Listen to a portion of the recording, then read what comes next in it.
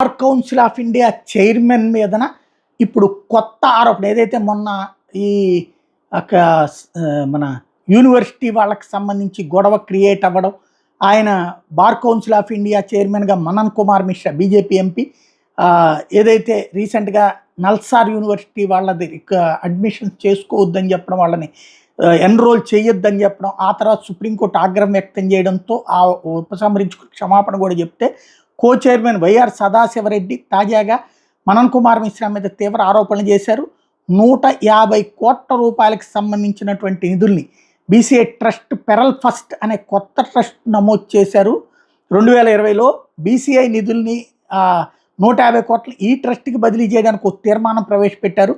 ట్రస్ట్కి విరాళాలు ఇవ్వాలని బీసీఐ నుండి గుర్తింపు పునరుద్ధరణ కోరిన లా కళాశాలను డిమాండ్ చేసేవాళ్ళు అంటూ ఆరోపించుకొచ్చారు. చట్టబద్ధమైన నిధులను ప్రైవేట్ ట్రస్ట్కి బదిలీ చేసినందుకు ఆయన మీద చర్యలు తీసుకోవాలంటూ ఉన్నతాధికారులు కోరారు. బీసీఐ సిబ్బందిలో ఎక్కువ మంది మనన్ కుమార్ మిశ్రా కుటుంబ సభ్యులు ఆయనతో వ్యక్తిగత సంబంధాలు ఉన్నోళ్లే ఉన్నారంటూ సదాశివ చెప్పుకొచ్చారు. వాళ్ళ నియామకాలను సమర్థించేలా ఎంపిక కమిటీలు మెరిట్ జాబితాల రికార్డులు కౌన్సిల్ దగ్గర లేవన్నారు. నిధులు నియామకాలకు సంబంధించిన రికార్డులు పరిశీలించడానికి ప్రత్యేక కమిటీని ఏర్పాటు చేసి ఆడిట్ నిర్వహించాలని డిమాండ్ చేశారు. అయితే మనన్ కుమార్ మిశ్రా మాత్రం స్పందించారు. బీసీఐ పార్లమెంట్ చట్టం కింద ఏర్పడింది. చైర్మన్ పదవీ కాలం మీద ఆ చట్టం ఎట్లాంటి పరిమితి విధించలేదు. ఆ చట్ట ప్రకారమే 6 సార్లు ఏకగ్రీవంగా ఎన్నికయ్యాను. పదవి నుండి తప్పుకునే సమస్య లేదన్నారు. ఇట్లాగ ఇంతకు ముందు అన్నటువంటి వాళ్ళు రాజీనామాలు చేసిన చరిత్రలు ఉన్నాయి కాబట్టి ఏం జరుగుద్దో చూడాలి.